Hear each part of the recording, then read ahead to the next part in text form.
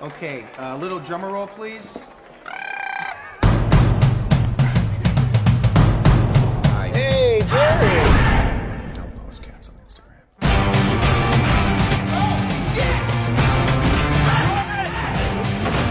You're not allowed back on set. Right, sorry. Put your hands up! Put your hands up! Are you a rebel? Show them your hands! All right. Don't go near the ocean.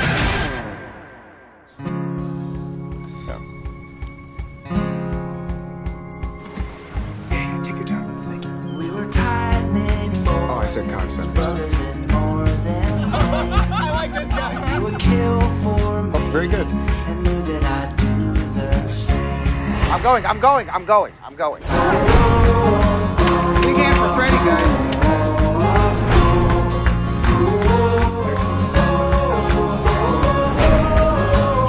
I think we got it. Everything goes away. Take care. Yeah, everything goes That works. away. Keep the sheet.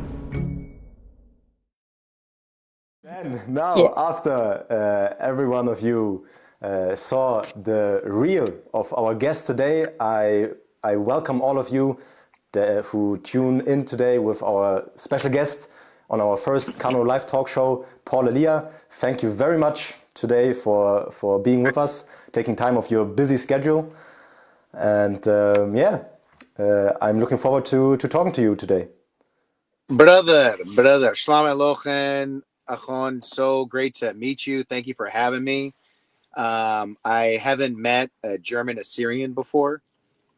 So you speak German, Sudith, English, Yes. and that's it?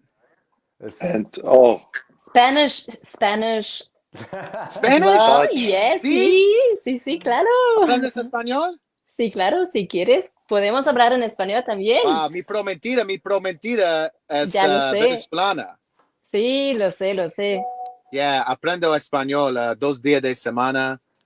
Qué bien. Okay. Before we lose all of our guests, we will switch back to English. And before I start further with my introduction, I want to give the word to Andraus, who will say a few words about Kano, and then we will continue. Okay. Hi, I'm Andreas Aras from Germany.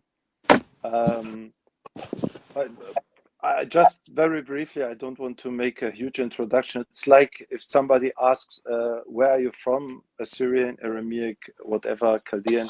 You know, it's very difficult to say it in 2 sentences. It's pretty much a similar thing about Kano, but to make it easy, Kano is an organization which exists now nearly 20 years here in Germany, but we are active the last 5-6 years more and more also internationally.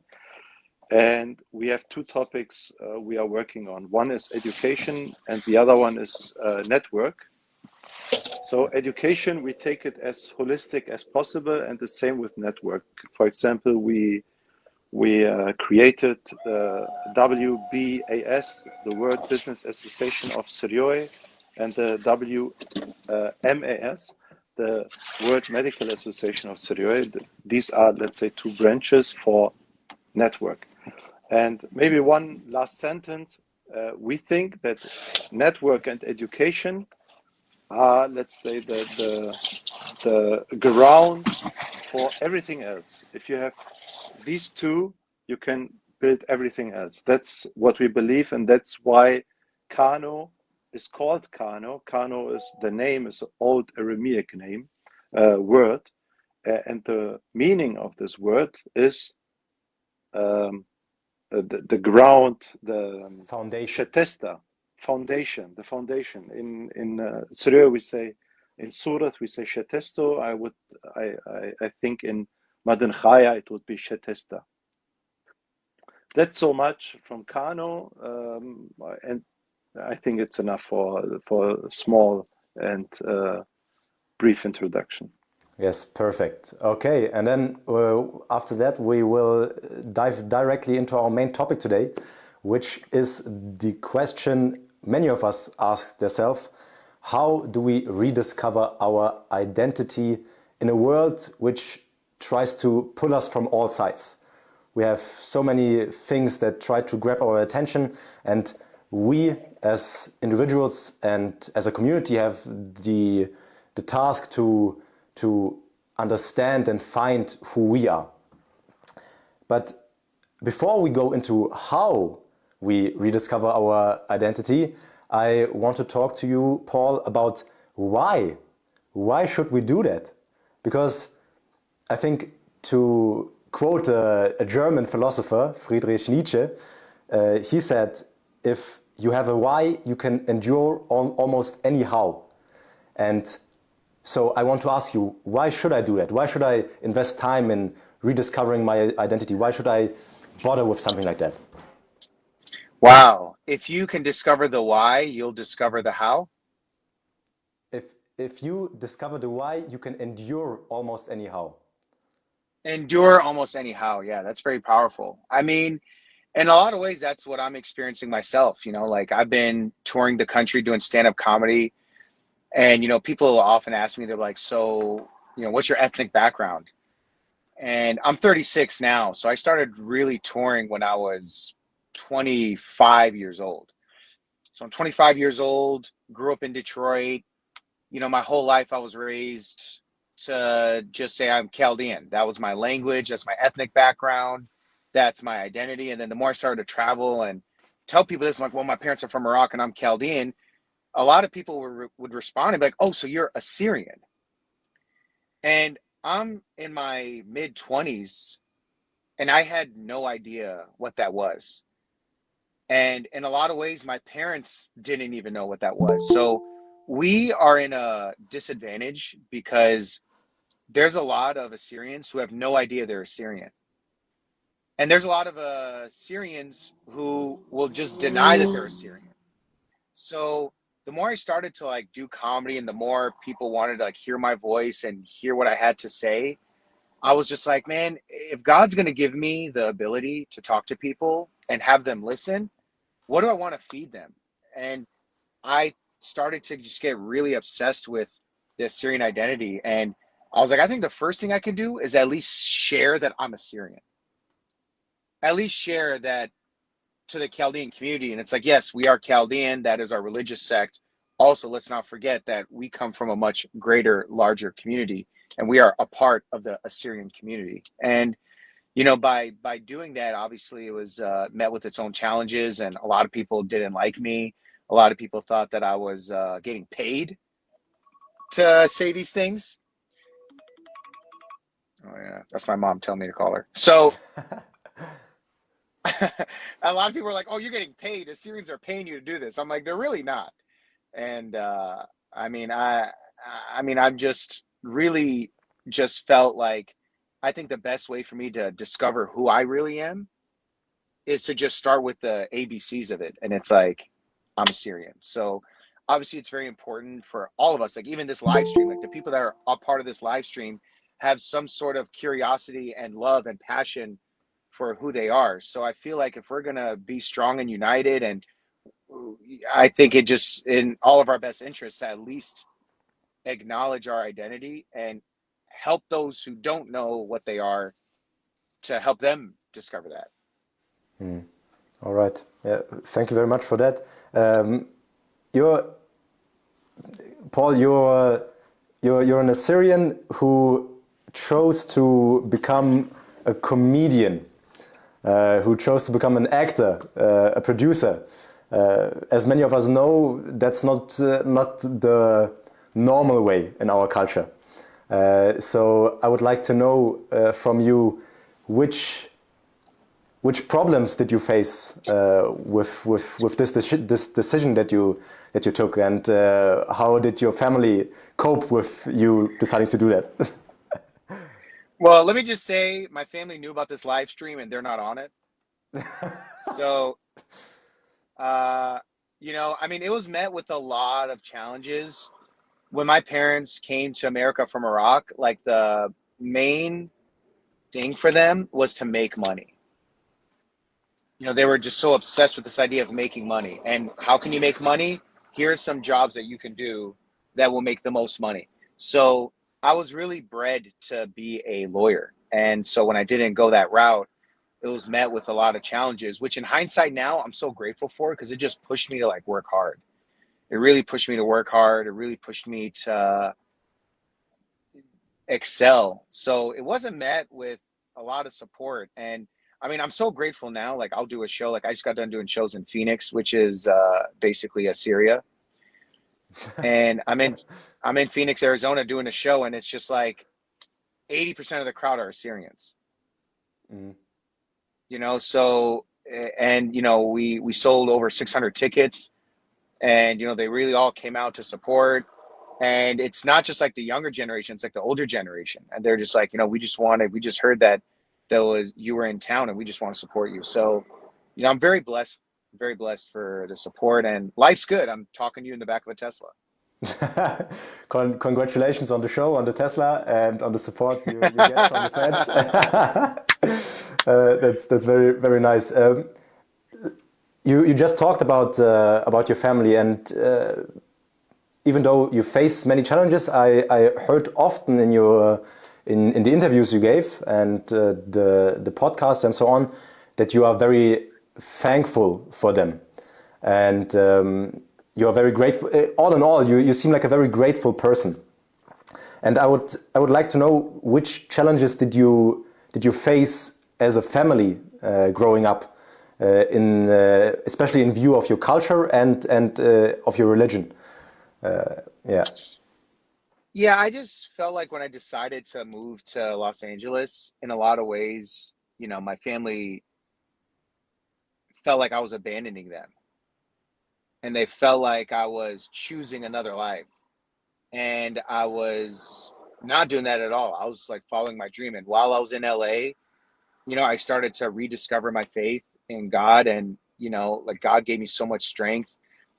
I mean, obviously, LA, there wasn't a large Chaldean Assyrian community. I found a church that they had there, and I would like frequent there as much as I can. And throughout all of it, like my goal was, I was like, is there a way where I can accomplish my goal and not lose myself? Can I still be me? Can I still have the same heart and come back a better version of myself, or just a complete, like, if I'm going into LA as an iPhone, am I going to leave as an Android? So that was like a big concern. But how did you do that? How did you not lose yourself? Prayer, God, good friends. I had really, really, really good friends around me who really kept me grounded. God really, I started to like see more and more God's presence in my life, and I started really recognize it, and I was able to just be grateful for it and just stay away from any darkness. That's very, very, very nice to hear. I have to say. Yeah, Good for you. I mean, look, I could have been at a Diddy party, but I wasn't. So I feel You, very, very grateful and blessed. you chose not to. You chose not to. Yeah, like maybe if because you already took up the topic of God, I also had one question ready about this topic. In your comedy special, the Detroit Player, all of you can watch that on YouTube, I think. Very nice special, I have to say. I laughed very much while watching Oh, it. thanks, man. I really appreciate. I really found it very funny, and I like American comedians like Dave Chappelle and Trevor Noah. I like him also. But yeah, in your special, you told a joke about atheists. You said, "I don't judge anybody on what they believe. What you believe is between you and God." And I found that so funny, and I wanted to ask you again about that. How important are God and also the church for your identity? And how intertwined do you think are religion and identity for us as a community also? Yeah, I mean, even if you like go back to think about the identity of Chaldeans, like these are people who identified with their church and with their religion, so much so that they believe that this is their own culture and own separate identity. And like religion is always so important to me. And when I had an opportunity to do the special, and like even you mentioned this joke, this was one of my favorite jokes and one of the most important jokes I wanted to say, because I was always thinking, I was like, if I can't get people to be hip to like the Catholic faith, the Christian faith, at least if I can get people to believe that God is real, maybe that will guide them on a path of righteousness, whether they're with the church or not. You know, like if you look at all the Abrahamic faiths, I mean, they have so much in common, and there's a lot of differences, and a lot of these differences have created wars. These differences created so much turmoil. But the one thing that's constant is all these people believe in God. So for me, I was like, I wanted to take the approach of just reminding people that we all pray to the same God. We are all servants of God. And, my faith is my faith. And at least if I'm able to just share a little bit of my faith but the overall picture of the belief in God, I felt like I was doing a really good service. So even in my special now, like my new special that I have coming out, I'm discussing a lot about religion, and I just became very fascinated with it. And this is my way of doing the Lord's work. Great, very nice, very very good that you take your faith so serious. I have to say, and I like your approach to it very much. Thanks. Paul, this year you were on the 91st annual Assyrian American National Convention. The first time I also watched the panel of the creators, of the influencers. How was it? What was your what's the feedback you can give about the convention? It was beautiful. Honestly, like a lot of the people there were just very overwhelmed with gratitude. I was overwhelmed. They were just like, thank you so much for what you're doing. What you're doing is so important. And so I think for a while, we just throw so much into this void, and we're like, does anyone even care? Like, is anyone even listening? Like, I'm going, I'm taking this approach to like educate people about the Assyrian identity. And I'm like, does this even matter? And then so when I got to the convention and people were just so overwhelmed to see me, there was so much gratitude, and they were like, what you're doing is so important. We're so blessed to have you. Like even the chairman or one of the chairmen of the Assyrian American National Federation was just like, I've been doing this for over 30 years. I've been to, all these conventions for the last 30 years. And I feel like something is starting to shift, and I feel it. And I think, and I want to thank you for some of these feelings. So such a strong and powerful thing to feel. And I was just very happy. I was very grateful to be there. There was a lot of Chaldeans that were there. And a lot of the Chaldeans that were there were like, you know what, thank you for what you're doing. We're all the same people. We all need to unite. So I just couldn't believe that Chaldeans were actually coming, because as far as I was concerned, I was always like, oh, like Chaldeans are trying to separate themselves from Assyrians. And that was always the story. And it's not true. There's a lot of Chaldeans like, no, we acknowledge that we're Assyrian. A lot of Syriacs that were there were some Syriacs there. They're like, no, we acknowledge we're Assyrian. There's even some non-Assyrians that were there. They were like, oh, I'm actually Filipino, but my husband is Assyrian, and I'm here at the convention. So it was just really beautiful to see, and I was just so grateful to be a part of it. Mm-hmm. And does this energy that you talked about from the chairman swap over to you? Do you also feel like something's changing, something is getting different for our community? I believe so. I think, and I was even telling someone this. I was like, I don't know how much will change in our lifetime, but it's like my goal is to have the Assyrian community as united as possible. And there's a lot of people that are doing some good work, even like Patrick Bet David. Like there's a lot of Chaldeans that are admitting they're Assyrian just because of Patrick Bet David. Like people are like, oh yeah, well, Assyrians are like Chaldeans, like, you know what I mean? Like people just want to be like basically making the Assyrian culture cool. It's like makes people want to like just learn about it. So I just feel like I'm just gonna keep doing the best I can, and more people will do the same, hopefully. Great. Uh, before we open the discussion for all the people here on the call, I wanted to jump back a bit in time again to your beginnings. Paul, you are a jack of all trades. Normally, there's the after part and master of none, but it seems to me that you're master of everything. Actor, producer, comedian, and it's very cool to see an Assyrian to be this creative and to be this open and to try so many different things. And also in your special, or not only in your special, but also in your special, you talk about your mother and how she influenced your way of being, your way of life. For example, you in an interview you spoke about her first job at 11 years old in Iraq, where she fixed TVs.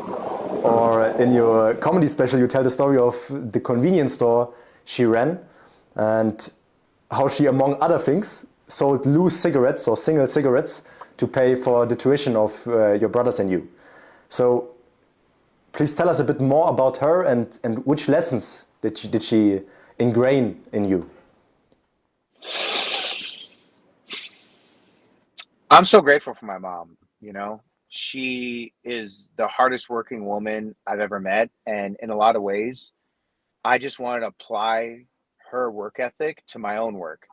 And by doing that, it made me want to learn how to operate a camera, learn how to produce, learn how to write, learn how to do stand up, learn how to act. I mean, it all started with acting. That was like something I was like so interested in doing. And it's like, my mom would work at the convenience store. We had a beer and wine store. She'd work there from 11 a.m. to 11 p.m.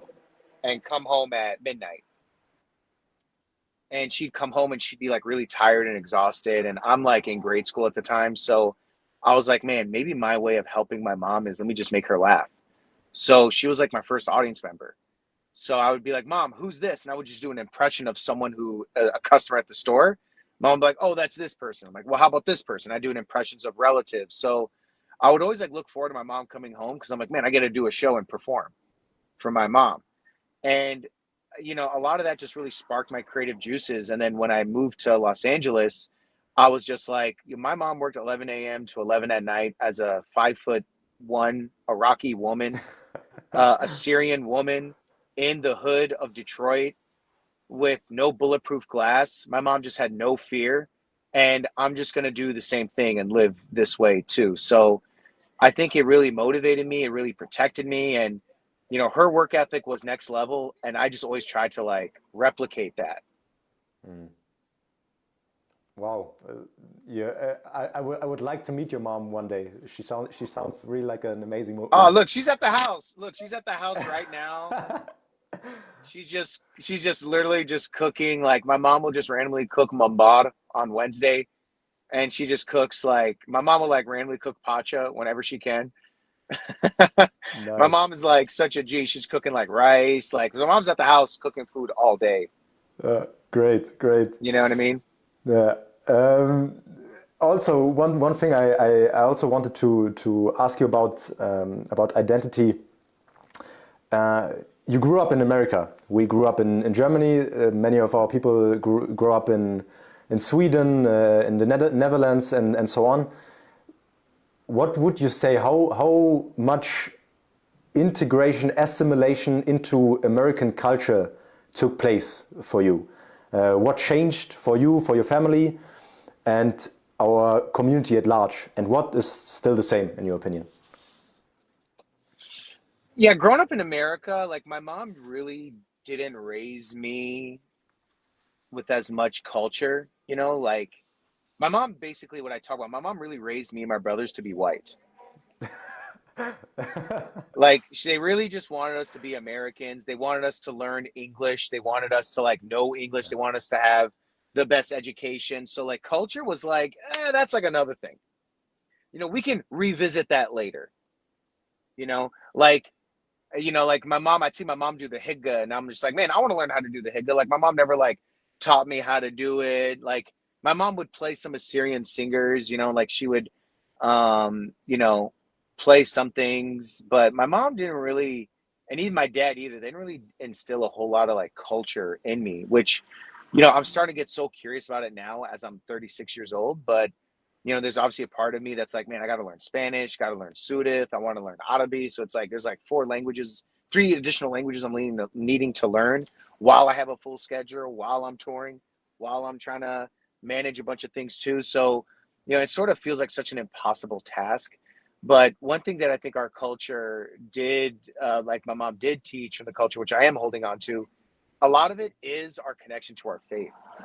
So that's something my mom like really instilled on me, and my connection to family, and my connection to myself. So I feel like those things have really been holding me up, despite being in America, where in some instances they try to pull you away from that and try to get you to like be spiritual, live for yourself.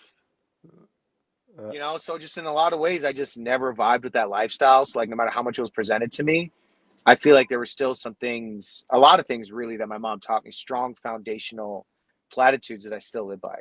And you also, I think, in Detroit, you lived most of your life in Detroit, right? Till Yeah. till the acting stuff and so on came to be. What would you say? How's the community in Detroit? Because I know there are many Chaldeans, Assyrians. So how was it there? It's good. I mean, I get a lot of love. Like people show me a lot of love, a lot of respect, including like the Arab community. Like the Arab community, like they see me, they're just like, man, we're just so proud of you. Like the fact that you're, from the Middle East and you're talking about Assyrian identity, and they show a lot of love, and like I think sometimes there was like some tension between the Assyrians and like the Arab community, and a lot of it's like, Assyrians like, we're not Arab, stop saying we're Arab. So then there's like this distance and this separation. And then in Michigan, they're just like, listen, we're neighbors. We're family. So, being in Detroit, there's some Chaldeans who are obviously upset by a lot of what I say. And that I'm willing to live with and deal with. I mean, a lot of these people are even within my own family. And it's just, the burden that comes with telling the truth. So I'm committed to doing that, and being in Detroit is an adjustment, but also at the same time, it's like I get to be with my mom. I'm like creating some TV shows right now. I this business is so up and down, you never know what's going to happen, but it's like, man, I'm blessed with the opportunity to try to make something, and I'm literally with my keyboard typing in my mom's kitchen. Like that's my office. And then my mom's like, Paul, help me pick some plants. And then I'll be in the Zoom and like, all right, guys, can you guys hang on a second? I'll turn my camera off, help my mom, come back, log in, like, hey, what's up? Did I miss anything?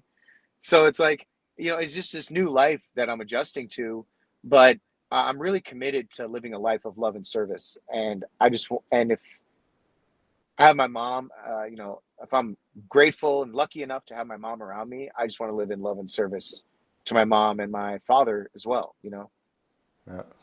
Good for you. Good for you. And what you said earlier about Patrick Bet-David making being a Syrian look cool, I think you do the exact same. So. Oh, thanks, man. Thank you for your work. What do you something else? Which hopes and expectations do you have for the younger generation? Like I myself, you could be, no offense, but you could be my uncle. Oh shit! My How old are you, bro? My youngest uncle is the same age as you. I'm 23. You're 23? I'm 23. Yeah. Dang, bro. But like also for me, which hopes, which expectations do you have for people my age, younger than me? What do you wish to see in the future for our community? This, you're 23 years old, and Susan reached out to my team and was like, we want to get this interview together. I mean, more of this, just like, I don't know how many people are on this live, but it's like, I just pray that, these numbers eventually grow to more numbers. And it's less of in service of myself because I want to be famous. I want people to know me. It's really just more so of just like, I myself am a servant to my community. So if we all have that mentality, we're all servants to our own communities, then we'll be in good shape. So I just hope the younger generation knows that. Yeah, yeah. I will take that to heart. I will take that to heart. Yeah, bro. Okay, so I have two more questions. Then we will open for everybody. I had Cool. one question from an Instagram follower we got. Talking about food, because you mentioned earlier what your mom makes at home.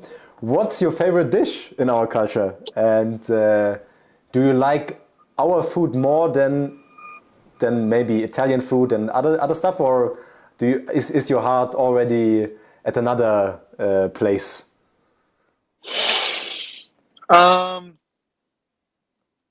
I'm obsessed with pacha. Like that's a stereotypical meal that a lot of people say, and like the story behind pacha. Have you had pacha before? You've had pacha before, right? I don't know. I don't know that. No. So you never heard of pacha? No. So pacha essentially, it's like they take sheep stomach and they sew it together and they stuff it with rice and meat and they boil it. Okay. Yeah, maybe that's like a Chaldean thing, I guess. Uh, Andros? On Sorry, Andros. we have the same, but we call it different. Yeah. I'm thinking what we are calling it. Maybe I think Akat just wrote something, but we have the same. But I ate it only once in my life, actually. Only once in your life. Wow. Yeah, it's not that common. Yeah, but it used to be much more common in the generation of my parents. Yeah, I think that's something that I know it's like different. Like I know that like, Assyrians, like the dialect of Sudith Assyrians speak and the dialect of Sudith that Chaldeans speak, just from years of like separation from each other. Like we're starting to call things like different names, but the pacha, or I think someone said it's called something else. Chokat? Chokat. It is called chokat, and it is much more popular in Sweden than in Germany. But here also, there are some that are used to make it, but it is difficult due to the cheap stomach. Here you don't sell it so much, and therefore it is difficult to get them to make it. Well, look, y'all. If you look, I'm a sheep stomach drug dealer. So if anyone wants some sheep stomach, DM me and I will send it. I will stuff it in a teddy bear and I'll ship it to Germany or Sweden. And you know what I'm saying? This is going to be like Narcos, but the Assyrian version. That's a new idea for a new show. We just helped you with writing your show. Yeah, exactly. Nice. Okay, and lastly, my last question, the last question from me, and then we will open for everybody.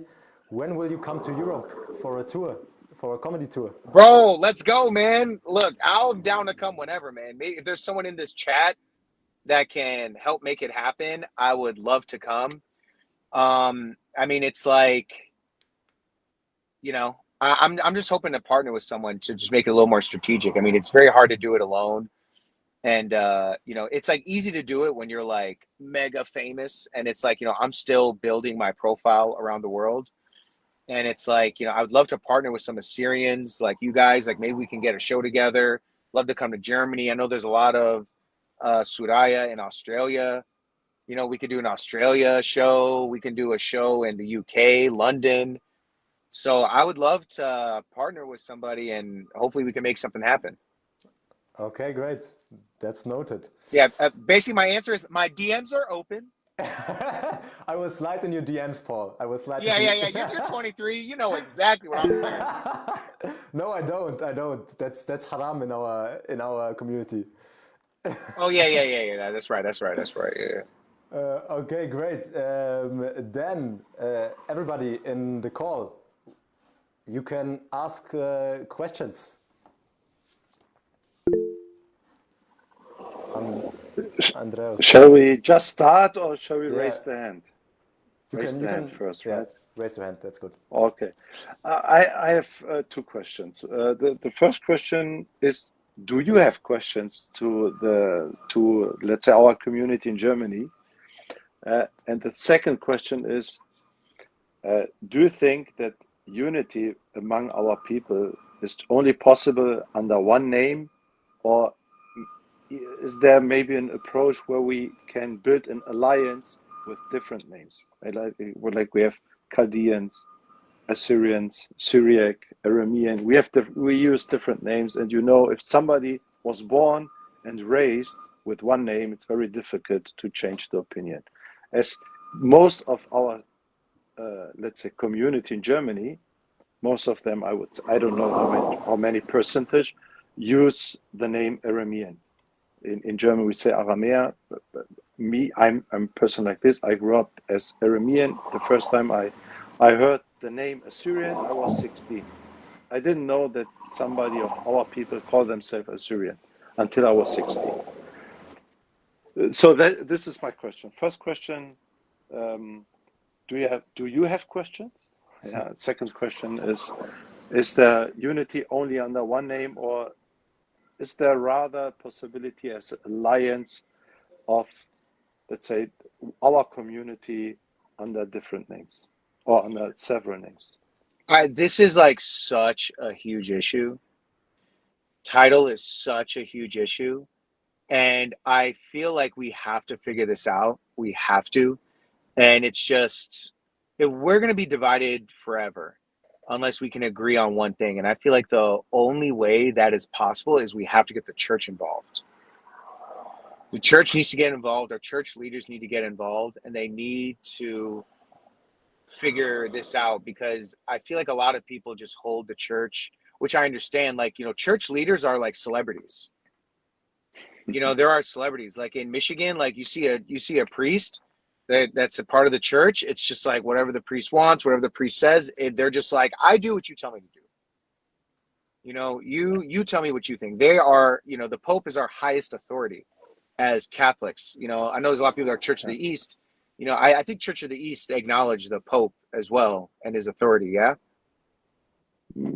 I'm not sure. I don't know. I'm not sure. They Yeah, have but their own patriarch, right? The Church of the East, or we as I am Syrian Orthodox. I think most of us in the call are Syrian Orthodox. We have our own patriarch with a seat right now in Lebanon, but usually in Damascus. And I think the Church of the East, they have the patriarch in Erbil in Iraq, I think, right now. yeah, and like the Chaldeans have their own patriarch. I mean, I feel like all these different sects, they also vibe with the Pope, I would say. Maybe. I'm not sure. Maybe. Yeah. Yeah. So it's like, I just feel like we're all not on the same page and we're scattered about. And I think we should unite under one name. Like my thought, it's like, to tell a Chaldean to say they're Assyrian now, that's like a big ass. Also, Athuriyin to be like, hey, you should start saying Assyrian now. There's a lot of people that are just like, no, I'm not going to do that. But I mean, my hope is that we find a common name. That's my hope, honestly. Like, and that's why the way I say it, like the way I introduce myself to people around, I say I'm Assyrian. People say, what kind of, people, and I'm in Detroit, I say I'm Chaldean Assyrian. I don't want to remove the name Assyrian out of the identity. And it's like in a lot of ways, because there's so many separatists that want to use a different name, I try to at least put Assyrian, or at least if I meet someone who is Chaldean, I'll say, oh, so Suraya. And they're like, yeah, Suraya. And I'm like, okay, cool. You speak Sudith. They're like, yeah. I'm like, okay, yeah, I speak, my family speaks Sudith too. So it's like, Suraya is another way to like connect us. But, I think the church needs to get involved, man. Like I've been talking to some priests.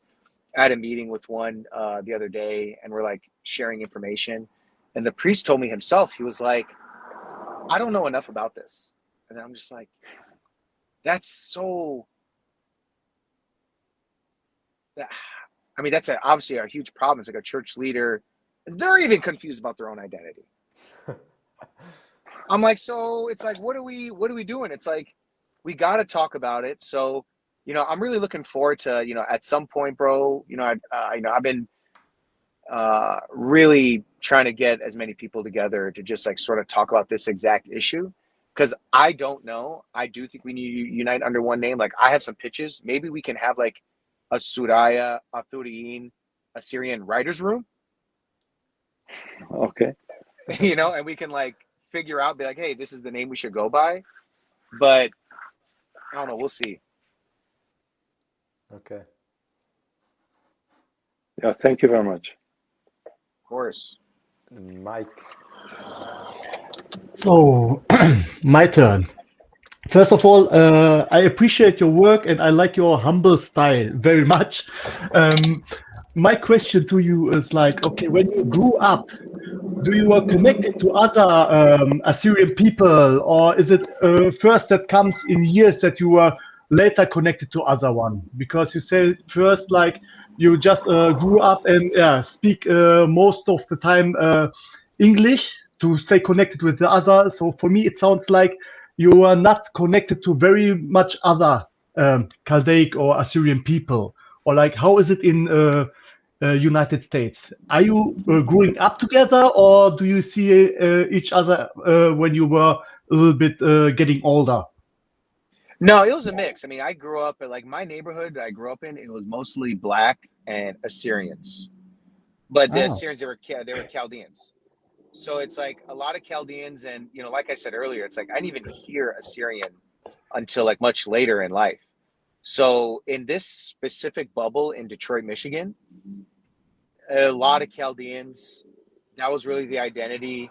I mean, there's a lot of people that speak Sudith, and they would like speak the language, and I picked up on this dialect. Like even now, like I'm even learning. Like I didn't even know Pacha was called what y'all call it. I had no idea. You know what I'm saying? So it's like there's still so much I don't know. So I would say I'm really starting to understand it much later in life, but I was always connected to it. I was just connected to like this certain branch of it that, as I'm starting to realize later in life, was just scratching the surface of what it really is.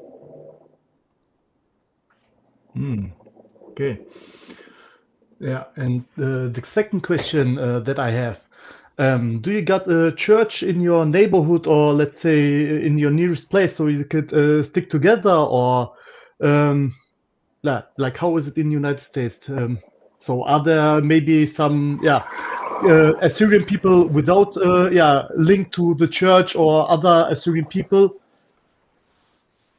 Yeah, I mean, there's a Chaldean church, Chaldean Catholic church that I go to that's by my house. I grew up going there. There's also some churches. I know there's one there's definitely one in Turlock, California. That's a Chaldean Assyrian church. There's another one in Michigan that's Chaldean Assyrian church that's also in Michigan.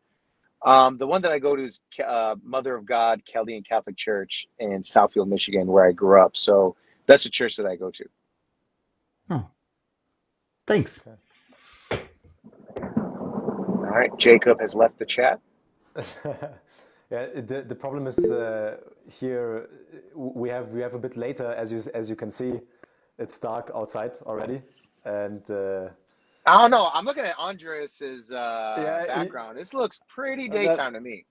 I don't know. It's a fake background, actually. It's fake. It's fake. Wow. Yeah, it's not real. All right.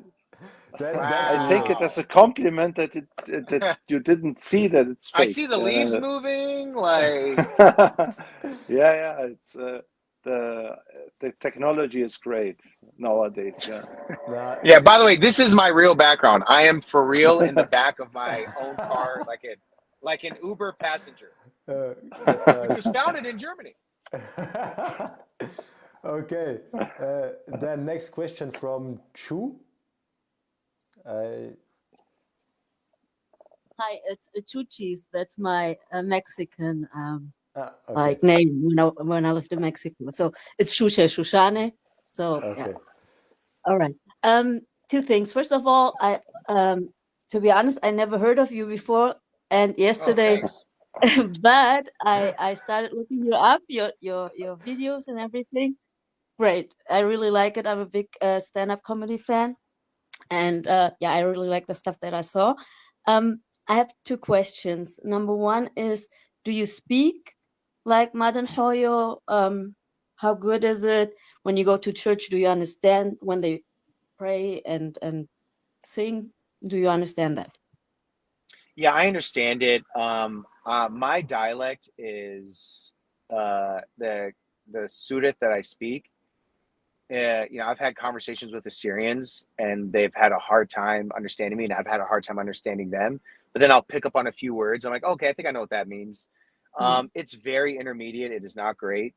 Um, I'm still trying to learn it. Like I try to spend at least an hour or two a week just to I'm basically starting from the beginning and just learning the letters again. Like, Mhm. so I'm really elementary with it right now. But yeah, when I'm at church, like a lot of the chants and songs are very familiar. And I grew up hearing Kedisha and, the Babandila Bishmeya, the Our Father, Hail Mary, and which I've Mhm. heard in other churches too. And I've heard like the dialect is different. So I just have this very specific dialect. Okay, good. And question number two, because I think you are engaged to Latina, and she's from Venezuela. Is it right? See, All right. see. Bueno, because we have, as I know, in Venezuela, we have a big community of Syriac Orthodox Christians. Is she by chance one of them, or is it just like normal Latina? She's Latina normal. She is she's Catholic, so we both go to church and she comes to church with me, and we both agreed to like raise our children in like the you know uh Chaldean Catholic Church, and Mhm. we want to preserve our culture this way, and teach our children Spanish, teach our children Sudan. Mhm. So we're doing a infusion. Okay. And what do your parents say about it? My parents are happy. My parents are just like, we want you to be happy. And if I mean, in a lot of ways, they would, I think the term you guys, like nechraya, yeah, Yeah. Okay. Nahroya, yeah. nechraya, yeah. So it's like, yeah, it's like Right. nechraya, like that whole thing is, I think, gone now. Like my mom is just like, I'm proud of you, and you found an amazing woman, and she's so incredible. So my Mm, mom is just thrilled that I found somebody, to be honest with you. perfecto. Muchas felicidades. Nice. Okay. Thanks. Ninwa. Uh, Okay, I think the last question from Ninwa. Yeah? Okay, all right, Paul? Is it okay? yeah, I got one more, then I got to hop on Okay, another just thing here. just two minutes more. Thank you so much. Thanks. Okay, sorry. First of all, we've talked so much about your mom. Please don't forget to call her back, okay? The other thing is, you've mentioned earlier that your fiance is not Assyrian, and I would like to know what problems are you facing between the Assyrian, Latino, and American culture? Because, yeah, it's so much from every side.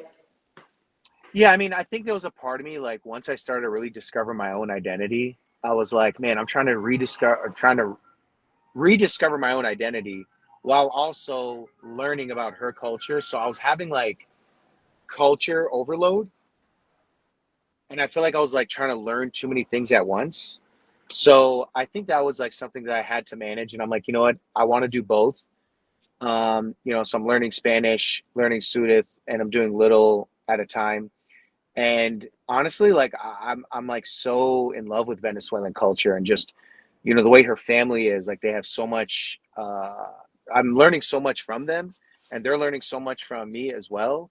And my fiance is starting to like really understand Assyrian culture, and like she's starting to like see what I go through, and she's really holding my hand throughout a lot of this, and I'm so grateful for her. Okay, thank you very much for that. As I just heard, you have to go. So I want to thank you very, very, very, very, very much, Paul, for your time. We don't take it for granted that with your schedule you took the time to talk to us today. And for everybody watching and also for everyone here on this call, I want to leave you with a quote out of a movie or out of a series, Game of Thrones. Never forget what you are, for surely the world will not.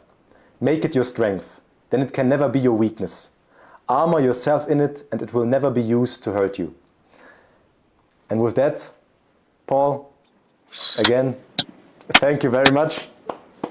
Have a great day, and we will bring you to Germany, I think. Bro, let's go, man. Love to see you all there, and I'm gonna smuggle some sheep stomach. Great. Thank you so much, Paul. Thanks. All right, see you guys. Shlama. Thank you.